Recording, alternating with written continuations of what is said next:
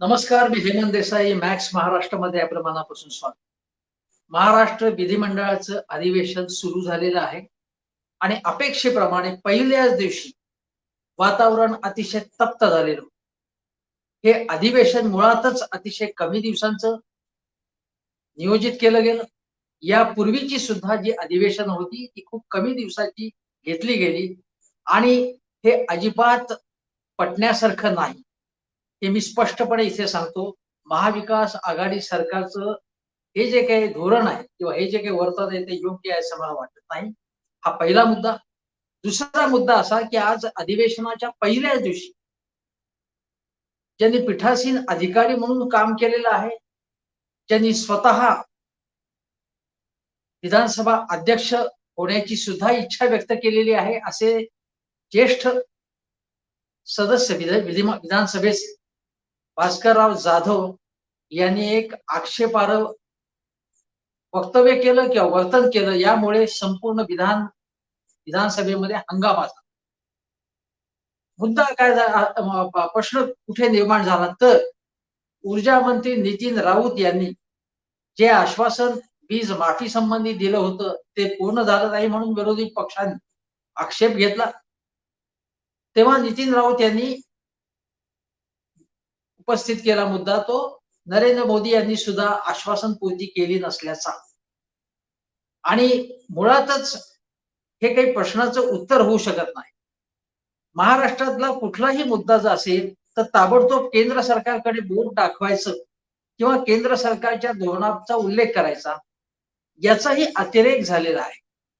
GST असेल किंवा अन्य बाबतीत केंद्राची मदत महाराष्ट्राला कमी मिळते हे ठीक आहे, पण कुठलाही मुद्दा असला तर तो आपल्याकडून धुडकावून लावायचा आणि केंद्र सरकारच्या गळ्यात टाकायचा. हे जे धोरण आहे ते मुळात चुकीचं आहे आणि पटण्यासारखं नाही. वीज माफी संबंधी, बिलांच्या माफी संबंधी जे आश्वासन दिलं होतं त्याची पूर्ती झाली नाही हे स्पष्ट आहे आणि त्यामुळे विरोधी पक्षांना आक्षेप घेण्याचा अधिकार आहे. त्यानंतर या संबंधी बोलताना भास्करराव जाधव यांनी सांगितलं की नरेंद्र मोदी यांनी कशा प्रकारे आश्वासन दिलं होतं की 15 लाख माफ केले जातील, 15 लाख रुपये हे प्रत्येकाच्या खात्यात मी सत्तेवरती आल्यानंतर ट्रान्सफर केले जातात. हे सांगताना त्यांनी नरेंद्र मोदी यांची नक्कल केली, जे देशाचे पंतप्रधान आहेत. देवेंद्र फडणवीस यांनी याच्याबद्दल संताप व्यक्त केला आणि सांगितलं की देशाच्या पंतप्रधानाची नक्कल अशा प्रकारे करणं हे योग्य नाही आणि हे आम्ही सहन करू शकणार नाही असं देवेंद्र फडणवीस यांनी सांगितलं. त्यांचा मुद्दा योग्य होता. ते असं म्हणाले की आम्ही नक्कल करू शकतो आणि नक्कल करायची असेल तर विधानसभेचं किंवा विधान परिषदेचं विधिमंडळाचे एकूण एकूण स्तर कशा प्रकारचा राहील या संबंधी त्यांनी रास्तपणे मुद्दे उपस्थित केले. त्यानंतर भास्करराव जाधव यांनी सांगितलं की ते पंतप्रधान होण्याच्या अगोदरच्या गोष्टीबद्दल, म्हणजे अगोदर पंतप्रधान होण्याच्या अगोदर 2014च्या पूर्वी निवडणूक प्रचारात त्यांनी हे आश्वासन दिलं होतं, त्यामुळे मी पंतप्रधान पदाचा अपमान केला नाही. तर हे त्यांचं चातुर्य झालं. आता ते पंतप्रधान आहेत आणि पंतप्रधानाबद्दल कुठलंही अशा प्रकारचं विधान करायचं ते मी पूर्वी पंतप्रधान होण्यापूर्वी जे त्यांनी आश्वासन दिलं होतं त्याबद्दल बोललो होतो, याला काही अर्थ नाही. हा काही पटण्यासारखा मुद्दा नव्हताच. त्याबद्दल फडणवीस यांनी सांगितलं की हे योग्य नाही, तुम्ही माफी मागितली पाहिजे. त्यानंतर त्यांची बाजू लावून धरण्याचा प्रयत्न सत्तारूढ पक्षातर्फे झाला, पण संसदीय कार्यमंत्री अनिल परब यांनी सांगितलं की कुठल्याही सदस्याने अशा प्रकारचं बोलणं करू नये असे आमचं धोरण आहे, म्हणजे सत्ताधारी पक्षाचं. असं करून एक प्रकारे त्यांनी माघार घेतली होती, पण देवेंद्र फडणवीस आणि भाजपचे सदस्य म्हणाले की माफीच्या शिवाय आम्ही थांबणार नाही, माफी मागायलाच पाहिजे. आणि शेवटी भास्करराव जाधव यांना बचाव करत म्हणजे बचावात्मक पवित्रा घेत शेवटी माफी मागावी. ज्यांनी पीठासीन अधिकारी म्हणून काम केलेलं आहे, जे ज्येष्ठ सदस्य आहेत, त्यांनी असं करायला नको होतं असं माझं स्पष्ट मत आहे. हे असं करायला नको होतं आणि मी पहिल्यांदा सांगतो की ती त्यांची चूक झाली आणि त्यांना वाटलं असेल की आपली चूक झाली तर त्याने अगोदरच दिलगिरी व्यक्त केली असती तर हा प्रश्न मोठा झाला नसता. अजितदादा पवार यांनी सांगितलं, उपमुख्यमंत्री अजितदादा पवार अतिशय योग्य म्हणाले, की जे या देशातले कुठल्याही पक्षाचे असो वरिष्ठ नेते आहेत त्यांच्याबद्दल अशा प्रकारचं त्यांची टिंगल करणं, त्यांची टवाळी करणं, नक्कल करणं किंवा त्यांच्याबद्दल आक्षेपार्ह वक्तव्य करणं हे आपण टाळायला पाहिजे. ही महाराष्ट्राची संस्कृती नाही आणि महाराष्ट्राची संस्कृती आपण नीटपणे प्रस्थापित केली पाहिजे. चांगलं वक्तव्य केलं त्यांनी आणि त्यामुळे अजितदादा पवार यांच्याबद्दल सुद्धा मी चांगले उद्गार चांगलं मत व्यक्त करतोय, तर चांगली गोष्ट ती. पण हे करत असतानाच मी दुसरी गोष्ट सांगतो, की भास्कर जाधव यांनी मोदी ज्या पद्धतीने बोलतात, त्या पद्धतीने बोलल्यामुळे एक अतिशय टोकाची भूमिका घेऊन मी सांगितलं असतं देवेंद्र फडणवीस यांनी, की हे बरोबर नाही असं तुम्ही बोलतात. त्या पलीकडे जाऊन हा सभागृहाचा, हा देशाचा किंवा सगळ्याच अपमान झाला आहे आणि हे सहन करणार नाही. इतकी टोकाची भूमिका घ्यायचं कारण होतं का असं मला वाटतं. नुसतं त्यांनी आक्षेप घेतला, नोंदवला असता आपला, की हे योग्य नाही. आणि भास्कररावांनी सुद्धा मान्य केलं असतं, की बाबा ठीक आहे, मी असं करत नाही. पण एक एक थोडा वेळ काय म्हणतात 10-15 सेकंद त्यांनी हावभाव तशा प्रकारचे केल्यामुळे फार मोठा अपमान झाला असं मानायचंही कारण नव्हतं. हा प्रश्न सामोपचाराने थोड्या याच्यामध्येच मिटवता आला असता आणि त्यामुळे सभागृहामध्ये चर्चेला अधिक वेळ मिळाला असता असं माझं. आता हे झाल्यानंतर मला ताबडतोब आठवलं, की पंतप्रधान नरेंद्र मोदी यांनी सुद्धा राहुल गांधी यांची मला आठवते, की मला वाटतं अविश्वासाच्या ठरावावरची चर्चा चालली होती. राहुल गांधी यांनी कशा पद्धतीने डोळे मिचकावले होते. तो मोठा इश्यू झाला होता. त्याची खूप चर्चा झाली होती. पण तेव्हा पंतप्रधानांनी सुद्धा राहुल गांधी यांची टवाळी केली किंवा त्यांची नक्कल केली. हे मला आठवलं आणि मला आठवलं त्याच नंतर थोड्याच वेळापूर्वी मी बघितलं, की काँग्रेसचे माजी प्रवक्ते सचिन सावंत यांनी सुद्धा त्याची आठवण करून. पण याला काही अर्थ आहे का? म्हणजे काय होत आहे, की एक गोष्ट यांनी केल्याबरोबर दुसरी गोष्ट ते सांगतात, की तुम्ही काय सांगताय? तुम्ही असंच केलं होतं. आणि हेच चालू आहे आणि त्याच्यावरनं काय होतं त्याच्यामुळे, की मूळ जे प्रश्न राज्यापुढचे आहेत त्याच्यापुढे त्याच्याकडून लक्ष दुसरीकडे वेधलं जातं. आता बघा मी तुम्हाला एक उदाहरण सांगतो, की कर्नाटकमध्ये छत्रपती शिवाजी महाराज यांच्या पुतळ्याची विटंबना झाली आणि कर्नाटकच्या मुख्यमंत्र्यांनी हा एक किरकोळ प्रश्न आहे असं करून अत्यंत आक्षेपार्ह संतापजनक वक्तव्य केले. त्याबद्दल महाराष्ट्रात सार्वत्रिक निषेध झाला.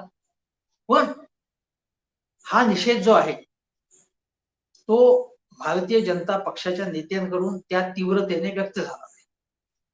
शिवसेना राष्ट्रवादींनी तीव्र शब्दामध्ये याचा धिक्कार केला आणि त्यामध्ये एक असंही कारण की छत्रपतींचा अवमान होणं हे सहन होण्यासारखंच नाही हे खरंच आहे. पण त्यामध्ये एक सुप्त धागा असा होता, की भाजपच्या नेत्यांना, महाराष्ट्रातल्या नेत्यांना दाखवायचं होतं, लोकांना दाखवायचं होतं, की बघा महाराष्ट्रातले भाजप नेते काही बोलत नाही त्याच्याबद्दल. आणि त्याच्याबद्दलचा सुद्धा तो संताप व्यक्त करायचा होता. हाही भाग होता, तो राजकारणाचाही भाग होता. त्यावर आता देवेंद्रजी काय म्हणाले बघा, शिवाजी महाराजांचा अवमान कोठेही व कोणाकडूनही झाला तरी त्याचा निषेधच आहे. पण सत्ताधारी पक्षातील नेत्यांनीही अवमान केला असून त्याबाबत सरकारने काही केले नाही. काय अवमान केला? आता देवेंद्रजी म्हणतात, की शिवभोजन थाळी योजनेत खोटे आकडे दाखवून गैरव्यवहार केला आणि महाराजांच्या नावाने चालू असलेल्या योजनेचा अपमान आहे. आता या युक्तीबद्दल काही अर्थ आहे का? पण देवेंद्रजींनी तो युक्तिवाद केला. आता शिवभोजन थाळीच्या मध्ये काही गैरव्यवहार झाला असेल त्याची आणि या अपमानाची तुलना होऊ शकते का? पण देवेंद्रजी तसं म्हणाले. आता दुसरी गोष्ट सांगतो, की मध्य प्रदेशातील ओबीसीच्या राजकीय आरक्षणाला स्थगिती दिली. तिथेही तोच प्रश्न आहे महाराष्ट्रात जो झाला. तर आता बातमी आलेली आहे, की राजकीय आरक्षणाला दिलेल्या स्थगितीमुळे हे आरक्षण पुन्हा लागू करण्याबाबत केंद्र सरकार हे हालचाली करते. जेव्हा मध्य प्रदेशमध्ये भाजपचं सरकार आहे तेव्हा केंद्र सरकार जागं झालं असं महाविकास आघाडी सरकारचं म्हणणं आहे. आणि त्यामुळे अशोक चव्हाण यांनी तो मुद्दा उपस्थित केला. देवेंद्रजी असतील, चंद्रकांत दादा असतील, भाजपचे सगळे नेते काय म्हणतात की ओबीसी आरक्षणाबाबत महाराष्ट्र सरकारने बेजबाबदार वर्तन केलं आणि जे करायला हवं ते केलं नाही. महाराष्ट्र सरकार केंद्राकडे बोट दाखवत होतं. अशोक चव्हाण केंद्राकडे बोट दाखवत आहेत. पण आज अशी तरतूद आता त्याबाबत झाली आहे की या संबंधी 4.5-5 कोटी रुपये जे काही द्यायचे आहेत, या संबंधी जे काही जो सर्व्हे करायचा त्यासाठी त्या यंत्रणेला ते आज त्याचा विधानसभेमध्ये त्याची माहिती देण्यात. इतके दिवस तुम्ही का केलं नाही? महाविकास आघाडी सरकारची चूक आहे. आणि बघा एकमेकाकडे हे बोटं दाखवण्यापलीकडे काही होत. तर दुसरी एक गोष्ट सांगतो. पेपर फुटीचं संपूर्ण प्रकरण गाजलं. ते पेपर फुटीचं प्रकरण गाजल्यानंतर मग असं महाविकास आघाडी सरकारकडून त्यांच्या नेत्यांकडनं सांगण्यात येऊ लागलं की हे प्रकरण अशी प्रकरणं की देवेंद्र फडणवीस यांच्या काळापासून सुरू झाली. आता तशी माहिती सुद्धा पुढे आलेली की एमपीएससीच्या याच्यात सुद्धा जे काही गडबडी झाल्या होत्या ते 2016-17 पासून सुरू झालेले. म्हणजे महाविकास आघाडी सरकारच्या आजच्या काळामध्ये पेपर फुटीचं संतापजनक प्रकरण झालेलं आहे. त्याबाबत महाविकास आघाडी सरकारची अकार्यक्षमता, वारंवार पेपर फुटतायत, तो भ्रष्टाचार चव्हाट्यावर होते, ते तुम्हाला हे जे घडलेले गैरव्यवहार झालेले त्याची जबाबदारी तुम्हाला घ्यायलाच लागेल महाविकास आघाडी सरकार. पण महाविकास आघाडीचे नेते सांगतात की बघा तेव्हापासून सुरू झालं होतं, तेव्हापासून सुरू झालं खरंय, पण तुमचं आता या काळात झालं त्याच्याबद्दल बोला ना तुम्ही. पण हे त्यांच्याकडे बोट दाखवत आहेत. ही गोष्ट आपण लक्षात घेतली पाहिजे. आणि त्याच्यावरती देवेंद्रजींनी काय सांगितलं की याची सीबीआयकडे हे प्रकरण सोप. हे सीबीआयकडे प्रकरण सोपवलं. सीबीआय वरती केंद्राचं नियंत्रण आहे. मग अजितदादा म्हणाले की सीबीआयकडे सोपवण्याचं काही कारण नाही, महाराष्ट्राचे पोलीस समर्थ आहेत. त्यावरती आज विधानसभा सत्र संपल्यानंतर मीडियाशी बोलताना देवेंद्रजींनी सांगितलं की ठीक आहे, महाराष्ट्र पोलीस करणार असेल, समाधानकारकपणे तपास होणार असेल तर आमची काही हरकत नाही. पण मग सीबीआयकडे हा तपास सोपवावा असं देवेंद्रजी काय म्हणाले. एक प्रकारे महाराष्ट्राच्या पोलिसांना काहीही जमत नाही, काही काम करत नाही, ते भ्रष्टाचार आहेत असं म्हणायचं होतं का त्यांना? असाही प्रश्न उपस्थित होतो. आता हे सगळं एकमेकाकडे बोट दाखवण्याचं काम कशा प्रकारे सुरू आहे. भास्करराव जाधव यांनी आज माफी मागितल्यानंतर देखील पुन्हा मीडियाशी बोलताना सुद्धा त्यांनी हा प्रश्न संपलेला आहे, मी माफी मागितली असं ते म्हणाले. पुन्हा त्याचं समर्थन करत राहिले. मी गिरे तो भी टांग ऊपर ही जी म्हण आहे ती खरी होताना दिसते. भास्करराव जाधव यांनी हे करण्याचं कारण काय? अजितदादांनी सांगितलं आहे की कोणीही अशा प्रकारची वक्तव्य करू नये. तर असं वक्तव्य करण्याचं कारण काय त्यांना? पक्षाच्या वरिष्ठांनी आणि महाविकास आघाडीच्या वरिष्ठांनी त्यांना समजावलं पाहिजे, त्यांना सांगितलं पाहिजे की याचा हा इश्यू आता संपलेला आहे आणि याच्या संबंधी अधिक वक्तव्य करण्याचं कारण. याचं कारण भास्करराव जाधव हे प्रकाशात आले होते. अधिक त्यांची प्रतिमा सुधारली होती. केव्हा सुधारली होती? चांगली झाली होती, उजळली होती. ते अतिशय आक्रमक नेते आहेत. कोकणातले महत्वाचे नेते आहेत.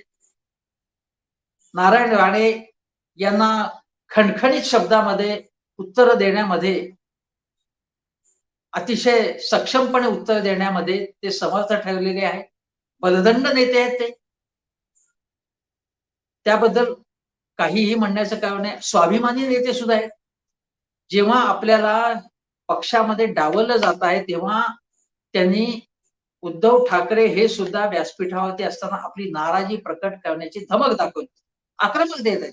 मध्ये राष्ट्रवादी जाऊन आलेत, पण अतिशय आक्रमक आहेत ते. कोणाचीही भीती बाळगत नाहीत ते. हे सगळे गुण आहेत. पण त्याच वेळी विधानसभेमध्ये असताना, अन्य सदस्य बोलत असताना त्याबद्दल शेरेबाजी करणं, कधी कधी उपरोधाने काही बोलणं असंही सुरू असतं, असं त्यांच्याबद्दलच्या तक्रारी. मला वाटतं भास्कररावांनी आता त्याची दखल घेऊन आपल्या एकूण सगळ्या वर्तनामध्ये सुधारणा करावी अशी अपेक्षा मी व्यक्त करतो. याच्यामध्ये काही त्यांचा म्हणजे कुठल्याही प्रकारचा हक्कभंग होण्याचा प्रश्न नाही. एक विधायक सूचना करतो, सकारात्मक पद्धतीने सूचना करतो आणि देवेंद्रजींनी सुद्धा त्यांच्याबद्दल ती अपेक्षा व्यक्त केलेली आहे. देवेंद्रजी म्हणाले, की भास्करराव माझे चांगले मित्र आहेत. पण त्यांनी याच्याबद्दल हे म्हणजे माफी जी मागितली आहे ती देवेंद्रजींच्या म्हणण्याचा आशय होता, की त्याप्रमाणे आता माफी मागितली आहे ना, तर त्याच्याबद्दल आता पुन्हा काही युक्तिवाद करण्याचं कारण. एकदा झालं ना प्रकरण, पडदा पडलाय त्याच्यावरती. पुढे जाऊया. त्याच्यामध्ये एखादा शब्द आपल्या तोंडातून चुकून निघतो. एखादी चूक होते. त्याच्याबद्दल माफी मागण्यामध्ये काही कमीपणा असण्याचं काही कारण नाही. हे भास्कररावांनी लक्षात घेतलं पाहिजे. सर्व सदस्यांनी लक्षात घेतलं पाहिजे आणि सभागृहाची प्रतिष्ठा आणि सन्मान ठेवला पाहिजे. हे आपण लक्षात घ्या. आता दुसरी गोष्ट अशी की मी या व्हिडिओचं जे शीर्षक ठेवलेलं आहे, की भास्कराय नमो नमः. मी भास्कररावांना नमस्कार आणि नमो नमः म्हणजे काय? नरेंद्र मोदींबद्दलच त्यांनी ज्या पद्धतीने त्यांची नक्कल करण्याचा प्रयत्न केला, त्याला उद्देशून नमो नमः. आता हे प्रकरण जे आहे त्याचं शीर्षक या निमित्ताने मी ठेवलेलं आहे. पण आता दुसरे काही याच्या संबंधात मला मुद्दे सांगायचे ते असे, की चंद्रकांत दादा पाटील ते काय म्हणाले होते, की मुख्यमंत्री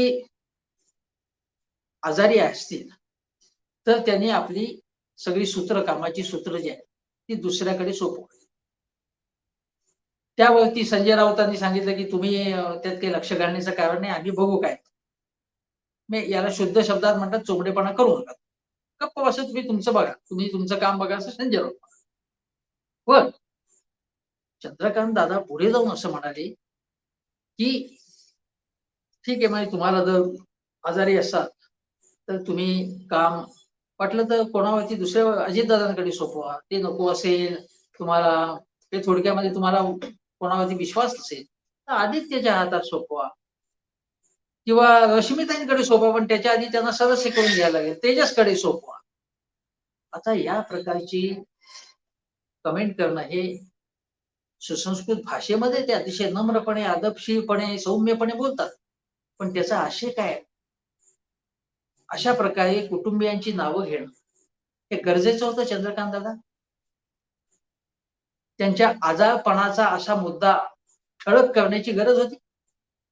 मी हे समजू शकतो, की मुख्यमंत्री आजारी असले तर त्याची माहिती मीडियाला व्यवस्थितपणे दिली. अमेरिकेमध्ये अध्यक्ष आजारी असले किंवा उपाध्यक्ष आजारी असले, इंग्लंडमध्ये ब्रिटनमध्ये हे झालं तर त्याची माहिती पारदर्शी पद्धतीने दिली जाते आणि गेली पाहिजे असा संकेत. मुख्यमंत्र्यांची तब्येत ठणठणीत आहे असं राऊत म्हणाले. पण मुख्यमंत्र्यांची तब्येत नेमकी कशी आहे? काही कॉम्प्लिकेशन झाली आहेत का? याच्याबद्दल का माहिती सांगितली, कोणी विचारली आणि सांगितली तर त्याच्यात ते हरकत असायचं कारण.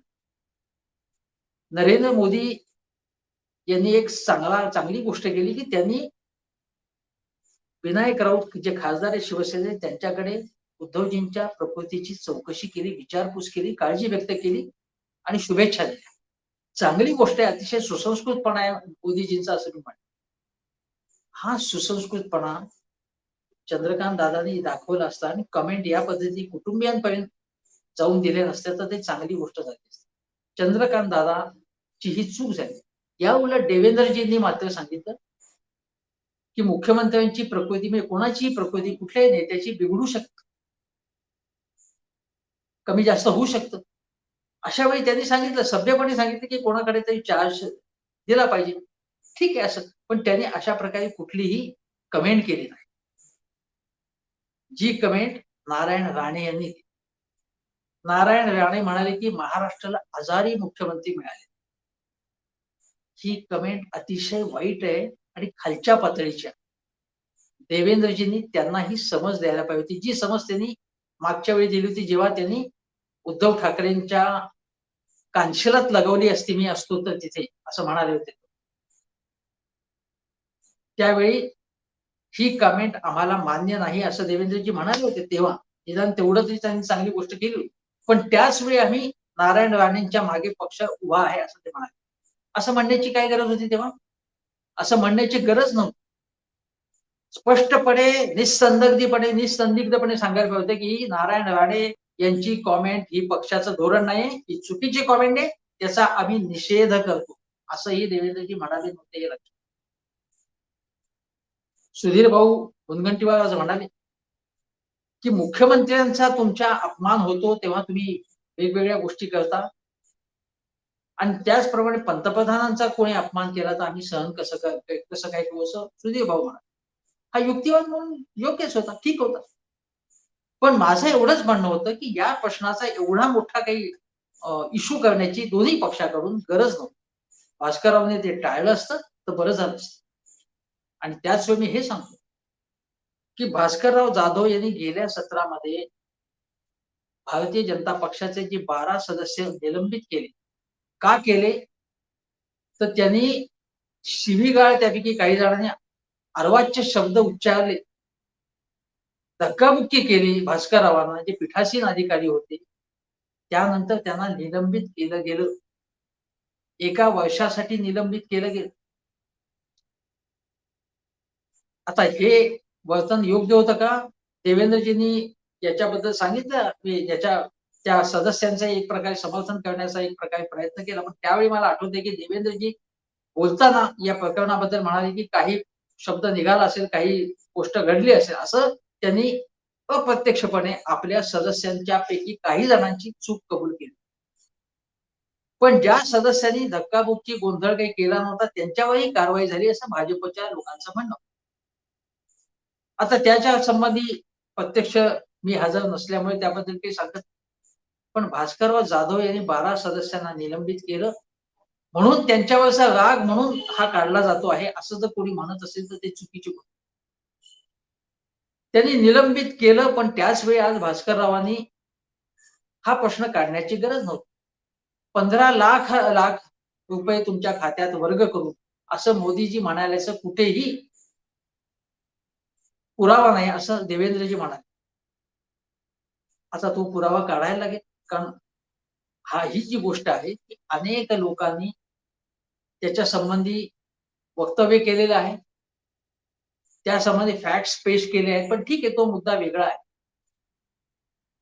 पण ते असं म्हणालेच नाही, असं देवेंद्रजी म्हणतात हे सुद्धा मला आता आश्चर्यकारक वाटतं. 15 लाख. माझं असं म्हणणं आहे, की 15 लाख रुपये हे काळा पैसा जर आणला, समजा अमुक इतके कोटी काळा पैसा आणला, तर तो जर डिव्हायडेड बाय भारताची लोकसंख्या, तर तुमच्या खात्यात इतके-इतके पैसे जमा होऊ शकतील, असं सांगण्याचा तो मुद्दा होता. मोदीजींनी डायरेक्ट तुमच्या खात्यामध्ये असे-असे पैसे टाकू, असं म्हटलं नसेल आणि हे कबूल आहे. पण 15 लाखाची गोष्ट 7-8 वर्षापूर्वीचं जे काही तथाकथित आश्वासन मोदीजींनी दिलं, त्याचा मुद्दा विधानसभेमध्ये, महाराष्ट्राच्या विधानसभेमध्ये विजेच्या प्रश्नावरती काढण्याचं काहीच कारण नव्हतं. घासून गुळगुळीत झालेला हा मुद्दा आहे. महाविकास आघाडी सरकारच्या नेत्यांनी जरा कल्पकपणे मुद्दे मांडले पाहिजेत, जरा अभ्यास करून बोललं पाहिजे. कमी पडताय तुम्ही. देवेंद्रजी असतील, सुधीर भाऊ असतील, हे ज्या पद्धतीने समर्पक काही मुद्दे उपस्थित करतात, त्याला तोंड देण्यामध्ये महाविकास आघाडी सरकार कमी पडतंय. आणि आता उद्धवजी आता येत नाहीत. सांगण्यात काय आलं होतं, की मंत्रिमंडळाच्या बैठकीला येतील, विधानसभेमध्ये येतील ते. तसं काही झालं नाही. अजितदादा तर म्हणाले होते तसं. ठीक आहे, ते काही जे काही झालं असेल ते झालं असेल. पण उद्धवजी आता विधानसभेमध्ये उपस्थित राहू शकत नसताना, सरकारवरती एवढे आरोप असताना, परीक्षा घोटाळा असेल, ओबीसीचा प्रश्न असेल, बाकी गोष्टी असतील, भ्रष्टाचाराचे आरोप असताना तुम्ही कशाला हे प्रश्न ओढवून घेता? अशी अशी टीका ओढवून घेता तुम्ही. भास्करराव असतील किंवा अन्य सदस्यांनी. विधानसभेचं अधिवेशन सत्र काही काळ असताना, अत्यंत काही अल्पावधीचं हे अधिवेशन असताना, अशा प्रश्नामध्ये वेळ वाया घालवण्याचं कारण नाही, असं माझं स्पष्ट मत. आता या संबंधी मी दोन्ही बाजूच्या जे काही मला चुका वाटतात ते दाखवल्या. पण देवेंद्रजींचं एक वक्तव्य मी सांगेन. काय? देवेंद्रजी काय म्हणाले, की राज्यात लोकशाही आणि अलोकशाही आहे. ठीक आहे, लोकशाही म्हणजे त्यांना असं म्हणायचं असेल की कुठलंही धोरण असेल की त्याच्यामध्ये बाधा आणायची, की आमचं काही धोरण असेल तर त्यामध्ये आडकाठी म्हणजे ते पुढे कंटिन्यू करायचं नाही. या अर्थाने ते म्हणाले रोकशाही म्हणजे रोखणे या ठीक. दुसरं ते म्हणाले की या राज्यामध्ये रोखशाही चालू आहे. याचा अर्थ काय? भ्रष्टाचार चालू आहे, पैसे खाल्ले जात आहेत. हे महावसुली सरकार आहे. आता मला सांगा, यासंबंधी एकही आरोप अजून सिद्ध होऊ शकलेला नाही. याचा अर्थ काहीच घडत नाही असं मी म्हणत नाही. पण जर कोणी असं म्हणालं, त्याला आपण म्हणतो की पराचा कावळा करणं, की रोखशाही म्हणजे तुम्ही लोकशाहीची तुलना रोखशाहीशी करताय. रोखशाही म्हणजे भ्रष्टाचार, लोकशाही हे पवित्र एक संकल्पना आहे, पवित्र आहे लोकशाही. आणि भारतीय लोकशाही, महाराष्ट्रातली लोकशाही जी आहे, ती रोखशाही असं करून तुम्ही लोकशाहीचा अपमान करताय. आम्ही हे सहन करणार नाही, कामकाज चालू देणार नाही. असं जर सत्ताधारी आघाडी म्हणाली तर ते चालेल का? रोखशाही आहे हे वाक्य अतिशय चमकदार आहे. पण ही जी महाराष्ट्र महाविकास आघाडी सरकार संपूर्णपणे सकाळपासून रात्रीपर्यंत फक्त पैसे खाण्याचं काम चालू आहे. हे सिद्ध करू शकता का तुम्ही? मग तुम्ही असं कसं काय म्हणता? आणि हे कामकाज आम्ही चालू देणार नाही उद्या असं सत्तारूढ पक्ष म्हणाला, तर काय होईल? त्यातून गोंधळ निर्माण होईल आणि जे महाराष्ट्रापुढचे प्रश्न आहेत, ते मागे पडतील. त्यामुळे लोकांनी हे लक्षात घेतलं पाहिजे. लोकांनी लोकमताचं दडपण आणलं पाहिजे, की आम्हाला तुम्ही ज्याला आमच्यावरती आरोप झाला तर आम्ही तुमच्यावर आरोप करू आणि तुमच्यावरती आरोप केला तर तुम्ही आमच्यावर आरोप करा. हे सातत्याने जर चक्र चालू आहे, त्यामुळे राज्याचं नुकसान होत आहे. आता दुसरं एक सांगतो तुम्हाला, की आक्षेपार्ह वक्तव्य काय करायचं? सगळ्या पक्षाचे लोक अन्य राज्यामध्ये सुद्धा हे चालू. काँग्रेसचे ज्येष्ठ आमदार के.आर. रमेश कुमार आता अलीकडचं उदाहरण कर्नाटकमध्ये बलात्कारापासून वाचू शकत नसाल तर झोपा आणि त्याचा आनंद घ्या. असे उद्गार त्यांनी काढले. काँग्रेसचे आमदार येथे काँग्रेस काही सगळ्या याच्यापासून मुक्त आहे असं मी बिलकुल मानत नाही. अत्यंत धक्कादायक, संतापजनक वक्तव्य त्यांनी केलं आणि त्याच्यावरती भाजपचे आमदार तसंच विधानसभा अध्यक्ष जे आहेत कर्नाटकमधले, हे जे बोलत होते रमेश कुमार, तेव्हा ते हसत होते. विधानसभा अध्यक्ष कर्नाटकमधले, हे अतिशय संतापजनक गोष्ट कर्नाटकमध्ये, शेजारच्या कर्नाटकमध्ये. त्याच कर्नाटक विधानसभेमध्ये वेगवेगळ्या पक्षाचे सदस्य मोबाईलवरती सत्र चालू असताना पोर्न फिल्म्स बघत होते, पॉर्न फिल्म्स बघत होते. हेही आपण बघितलंय. त्यात सर्व सदस्य, सर्व पक्षाचे सदस्य होते. काँग्रेस असेल, जनता दल असेल किंवा जनता दल सेक्युलर असेल, जदयू ज्याला म्हणतो आपण, आणि भाजप, कोणाचाही अपवाद त्यामध्ये नव्हता. दुसरी एक गोष्ट, भाजपच्या अधिकृत वेबसाईटवर खासदार रक्षा खडसे यांच्या नावाखाली आक्षेपार्ह उल्लेख करण्यात आला होता भाजपच्या. हे जेव्हा लक्षात आणून दिल्यानंतर प्रदेशाध्यक्ष चंद्रकांत दादा पाटील म्हणाले, याच वर्षातली ही गोष्ट आहे, जानेवारीतली मला वाटतं. चंद्रकांत दादा म्हणाले की आम्ही ते शोधून काढू की हे असेल, ही चुकीची गोष्ट आहे असं ते म्हणाले. पण हे घडलेलं पश्चिम बंगालमध्ये सभेमध्ये, जाहीर सभेमध्ये जेव्हा तृणमूल काँग्रेस विरुद्ध भाजप हा निवडणुकीची लढाई जोरात होती, तेव्हा दिलीप घोष जे भाजपचे प्रदेशाध्यक्ष तिथले, त्यांनी ममता बॅनर्जी यांना अर्वाच्य भाषेत शिव्या दिल्या जाहीर सभेमध्ये, हे लक्षात.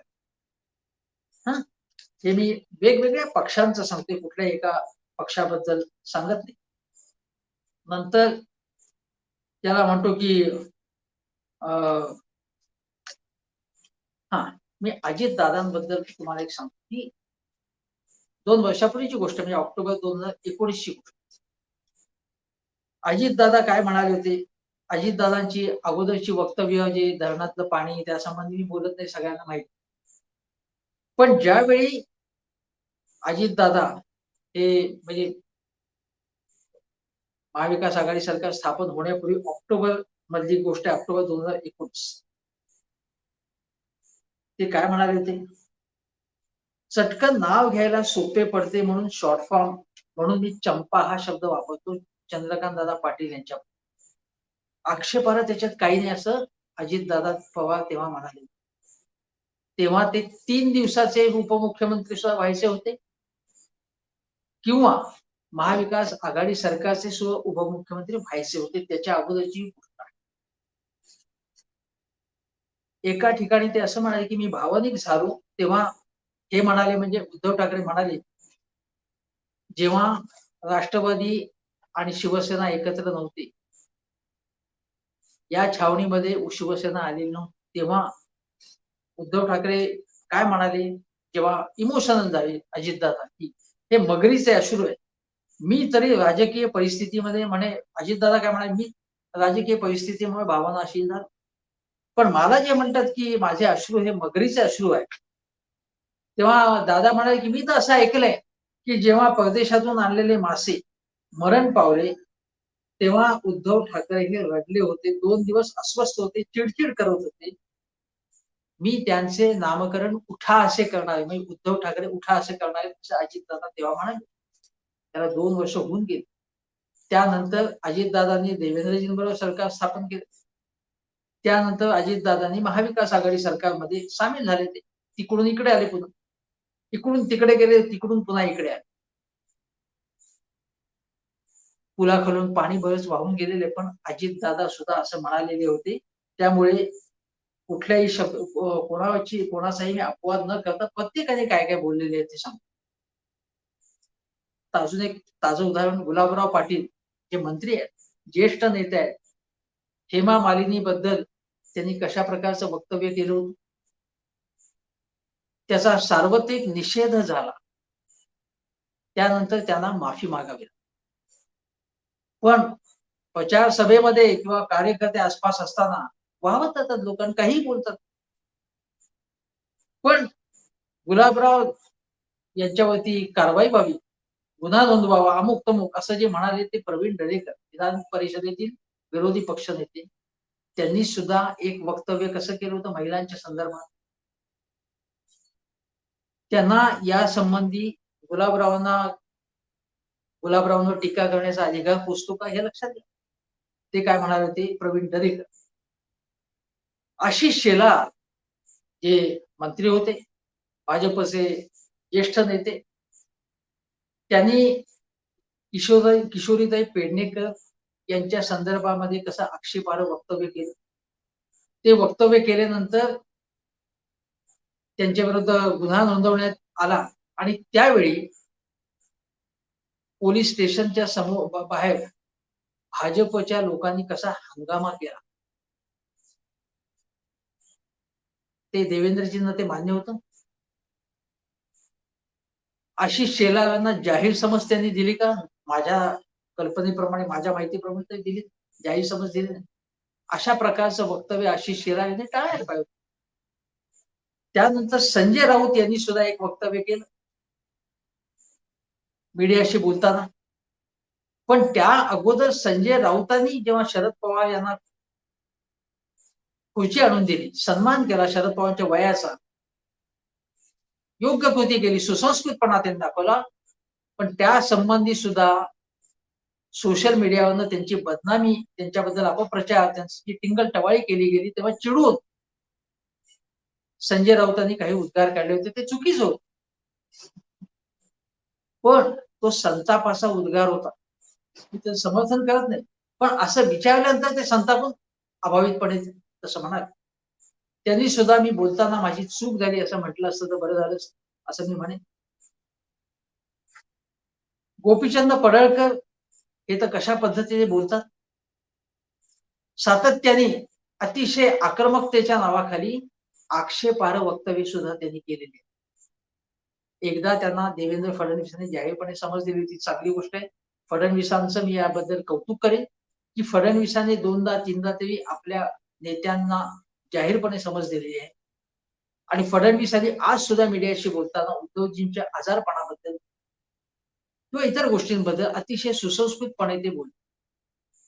मी असं म्हणेन की फडणवीसांचा हा जो काही हे जे काही वर्तन आहे, फडणवीसांचा हे जे काही ज्या पद्धत आहे त्यापासून इतर नेत्यांनी सुसंस्कृतपणाचा धडा घ्यावा.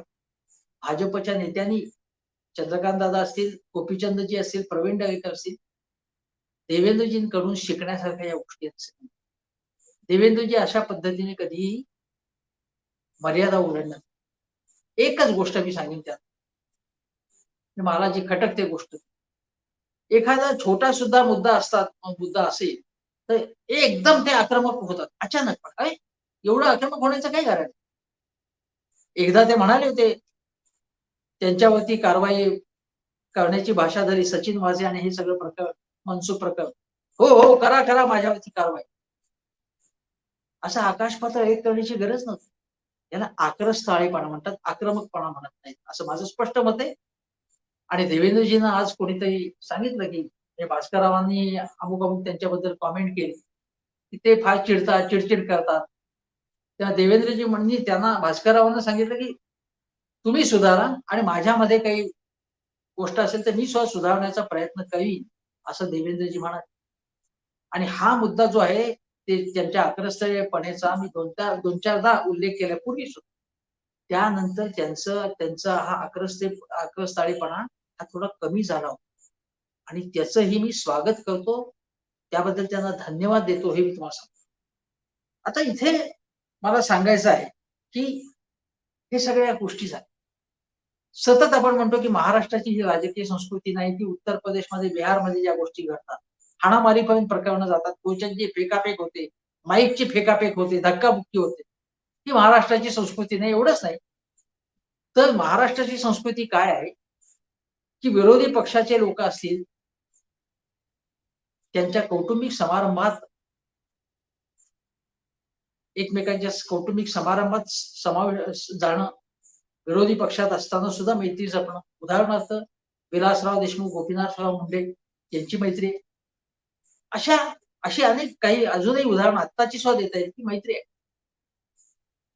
पण त्याच वेळी सभागृहामध्ये सातत्याने जो तणाव होता, मी म्हटलं ना की ही ज्याला आपण म्हणतो की तू मैं, तुम्ही आरोप केला तर मी तुमच्यावरती आरोप करणार, तू तुझं चुकलं असं लहान मुलं बोलतात. तशा प्रकारचा राजकारणाचा स्तर महाराष्ट्राचा. म्हणजे केंद्राने महाराष्ट्राकडे बोट दाखवायचं, महाराष्ट्राने केंद्राकडे बोट दाखवायचं. भाजपच्या नेत्यांनी कर्नाटकने किती आक्षेपार्ह गोष्टी केल्या तरी त्याचं समर्थन करायचं, ते इग्नोर करायचं. आणि महाविकास आघाडी सरकारने सातत्याने आपल्या चुकांवर पांघरून टाकताना सातत्याने विरोधी पक्षांना बोलतात. ही चांगली गोष्ट आहे असं मला वाटतं. आणि त्याच वेळी सभागृहातलं वातावरण सुद्धा मैत्रीपूर्ण, सलोखापूर्ण कसं असतं याची अनेक उदाहरणं देता येतील. केशवराव धोंडगे हे ठळक उदाहरण आहे. संपूर्ण सभागृह किती हसून सोडवते. कोट्या करणं, उपरोध करणं, म्हणींचा वापर करणं, ग्रामीण पद्धतीचे विनोद, इरसालपणा करणं, किती गोष्टी करायच्या सभागृहात करायचे ते. आता सभागृहातले मी उदाहरण सांगत नाही, सभागृहाच्या बाहेरचं उदाहरण. शरद पवार साहेबांना 50 वर्ष त्यांच्या संसदीय कारकिर्दीला, एकूण कारकिर्दीला झाली. आमदार, खासदार अनेक वेळा ते झाले, 50 वर्ष पूर्ण झाली. त्या कार्यक्रमामधलं केशवरावांचं भाषण, त्याची व्हिडिओ क्लिप सो उपलब्ध. धमाल आणली होती केशवराव. ते काय म्हणाले होते की पवारांची बारामती म्हणजे भानामती आहे. पवार म्हणजे बिनचिपळ्याचे नारद आहेत, असं ते समारंभात म्हणाले. ते त्या पवारांचं कौतुकही केलं वेगवेगळ्या पद्धतीने, पण असंही ते म्हणाले. आणि सगळे अगदी पवारांसगळे सगळे खोखो हसत होते, तेव्हा दाद देत होते. 2 द्यायचे 2 घ्यायचे, अशी ही धमाल जी आपण म्हणतो. अजून एक मला उदाहरण आठवतं, ते पीलू मोदींचं, जे स्वतंत्र पक्षाचे नेते संसदेमध्ये ज्यांनी संसद गाजवून सोडली. आणि गमती जमती ते करायचे. एकदा ते बोलत असताना सारखं पीठासीन अधिकारी त्यांना म्हणत होते की काय चाललं, थांबा थांबा थांबा थांबा थांबा, सारखं म्हणत होते पहिल्यापासून, मध्ये मध्ये मध्ये टोकत होते. हे चिडले आणि पीलू मोदी म्हणाले स्टॉप बार्किंग, भुंकणं बंद करा. त्याबरोबर सगळे लोक चिडले, सदस्य चिडले, तालिकेवर पीठासीन अधिकारी चिडले, हे योग्य नाही म्हणाले. तेव्हा ते काय म्हणाले, स्टॉप ब्रेइंग, म्हणजे गाढवासारखं तुम्ही चिरकू नका, असंही ते म्हणाले. आता त्यानंतर सभागृहातला तणाव मावळला आणि सगळे हास्य विनोदात सामील झाले. अजून एक सांगतो, एकदा ते बोलत असताना, कधी कधी असतो की सभासद असतो तो इकडे बघून बोलत असतो, कधी कधी सदस्य इकडे असतो. मला जया भादुरींचं उदाहरण, जया बच्चन यांचं उदाहरण, जेव्हा भारतीय जनता पक्षाच्या एका सदस्याने आक्षेपार्ह काही उद्गार काढले सभागृहामध्ये आणि ऐश्वर्या राय यांची ईडीकडनं चौकशी चालू, त्यावेळी जया बच्चन या संतापल्या आणि त्या काही काही बोलायला लागल्या. तेव्हा त्या सदस्याकडे बघून ते बोलायला लागले की तुमच्यावर सुद्धा अशीच वेळ येईल वगैरे वगैरे काही बोलत आहे. पण तिकडे बघून बोलायचं नसतं, सभाध्यक्षांकडे बघून बोलायचं असतं. आणि याच पद्धतीचं वर्तन पीरू मोदींकडनं, ते असं त्याच्या डावीकडे बघत बोलत, तेव्हा सभाध्यक्ष म्हणजे पीठासीन अधिकारी त्या पदावरती दुसरे सभाध्यक्ष नव्हते, दुसरे पीठासीन अधिकारी म्हणून बसलेले होते. ते म्हणाले की तुम्ही पाठ करून बोलू नका, माझ्याकडे पाठ करून बोलू नका. ते पीरूजी म्हणाले, मैं तो गोल हूं, पाठ करून बोलत नाहीये. तेव्हा मग ते अधिकारी, पीठासीन अधिकारी म्हणाले, हे पाठवून बोलताय, त्यांची पाठ आहे का पोट पुढे आहे हे कळत नाही. असं करून सगळेजण खो असायला. पीरू मोदी जाडजूड होते, चांगले लट्टम भारती होते. आता याच्यामध्ये ही जी काही मजा आहे, आणि ही मजा जी आहे, थोडेसे हास्य विनोद, थोडासा खट्याळपणा, थोडा उपरोध, वातावरणातला तणाव कमी. महाविकास आघाडी सरकार आल्यापासून भारतीय जनता पक्ष आणि शिवसेना, भारतीय जनता पक्ष आणि राष्ट्रवादी यांच्यात संघर्ष कमालीचा सुरू आहे. तो संघर्ष कधी रस्त्यावरती असतो, कधी सभागृहात असतो, कधी सोशल मीडियावरती असतो तो. त्यामुळे वातावरण अतिशय वाईट झालेलं आहे वातावरण. कर्नाटकचे मुख्यमंत्री ज्या पद्धतीने बोलले, ज्या पद्धतीने त्यांनी सांगितलं की ही किरकोळ गोष्ट आहे, त्यावरनं कर्नाटक आणि महाराष्ट्रामध्ये एक प्रकारचा तणाव निर्माण. आणि या ज्या गोष्टी आहेत, हा जो तणाव आहे, वेगवेगळ्या राज्यांमधला तणाव आहे, तो तर कमी झालाच पाहिजे. पण तो तणाव सभागृहामध्ये, मुख्य म्हणजे महाराष्ट्राच्या विधानसभागृहामध्ये कमी झाला. आता तुम्हाला सांगतो एक गोष्ट, दिवाकर रावते आज म्हणाले की कर्नाटकच्या मुख्यमंत्र्यांचा निषेध करताना ते काय म्हणाले, दिवाकर रावते, की मुख्यमंत्र्यांचा निषेध असतो. तेव्हा अजितदादा म्हणाले की कर्नाटकच्या असं म्हणा. आता गमतीदार गोष्ट आहे ना. नाहीतर काय झालं असतं की उद्धव ठाकरे यांचा निषेध असो, असं दिवाकर रावतेंना म्हणायचंय का, असं लोकांना वाटलं असतं. आता याची पार्श्वभूमी अशी की दिवाकर रावते नाराज आहेत असं म्हणतात, शिवसेनेमध्येच नाराज आहेत असं म्हणतात ते, आणि त्या मुद्द्याचा उल्लेख भाजपवाले आवर्जून करतात. पण अजितदादा खट्याळपणे असं म्हणतात, ही जेव्हा विधानसभा म्हणजे जेव्हा महाविकास आघाडी सरकारचं सत्ता आल्यानंतर जे अधिवेशन झालं, त्यामध्ये तुम्ही एक गोष्ट आठवा, अजितदादा पवार यांनी ते देवेंद्रजींबरोबर सत्ता स्थापन त्यांनी केली होती. 3-4 दिवस सरकार चाललं आणि ते इकडे आले परत. त्यानंतर दादांनी जे भाषण केलं, त्यामध्ये स्वतःची टिंगल केली, त्यांनी गंमत करून घेतली, इतरांची गंमत करून घेतली, आणि सुधीर भाऊ असतील, देवेंद्रजी असतील, उद्धवजी असतील, आदित्य असेल, जयंतराव असतील, सगळेजण खो खो हसत होते. विधानसभेमध्ये असं वातावरण होतं, अतिशय इतका संघर्ष झाला. पुन्हा वाल्यांची सत्ता आली नाही. त्यांनी 3-4 दिवस सत्ता स्थापन करण्याचा प्रयोग केला, तो फसला, आणि मग महाविकास आघाडी सरकारची सत्ता आली. पण त्यानंतर सुद्धा विधानसभेमधलं वातावरण किती हेल्दी होतं. आरोप प्रत्यारोप होतात, पण हे हेल्दी निरोगी वातावरण विधानसभेमध्ये ठेवलं. आणि ही सगळ्यांची जबाबदारी सत्तारूढ पक्षाची आहे, विरोधी पक्षांची आहे, सत्तारूढ पक्षाची जास्त. सत्ताधारी पक्षाची जबाबदारी सदन चालवण्याची ही महत्वाची जबाबदारी, आणि हे चालवताना एकमेकांचे शत्रू असल्यासारखं वर्तन कोणी करता कामा नये. सर्व सदस्यांनी, मी असं म्हणेन, की पीलू मोदी असतील, केशवराव धोंडगे असतील, त्याची मध्ये मध्ये आठवण करतो. आणि हसवा, कामकाजी चालू द्या, पण संघर्ष इतकाही असू नये की ज्यामुळे संपूर्ण वातावरण गढूळ होत जाईल. महाराष्ट्राची राजकीय संस्कृती ही नाही. हा महाराष्ट्र आहे तो यशवंतराव चव्हाणांचा महाराष्ट्र.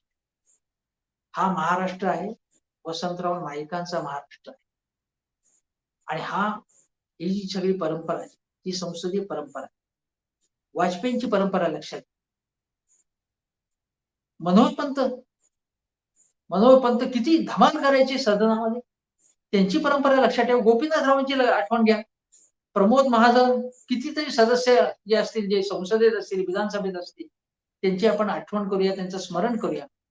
आणि सगळ्यांनी मिळून महाराष्ट्रातली राजकीय संस्कृती, महाराष्ट्रातलं राजकीय वातावरण निरोगी राहील, चांगलं राहील असं बघूया. आणि तसं जर वातावरण चांगलं राहिलं तर लोकांचे प्रश्न सोडवण्यासाठी सदनाला अधिक वेळ मिळेल आणि लोकांचे प्रश्न सोडवण्याची चर्चा अधिक अभ्यासपूर्ण होती आणि प्रश्न मार्गी लागतील. एवढंच बोलतो आणि इथे थांबतो.